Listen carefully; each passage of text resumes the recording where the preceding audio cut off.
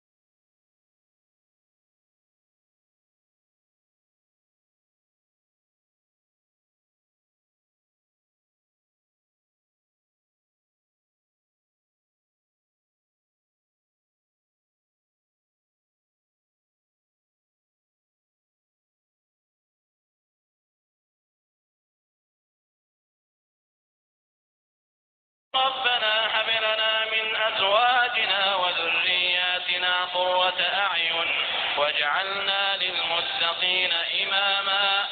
اے ہمارے پروردگار، تو ہمیں ہماری بیویوں اور اولاد سے آنکھوں کی ٹھنڈک عطا فرما اور ہمیں پرہیزگاروں کا پیشوا بنا۔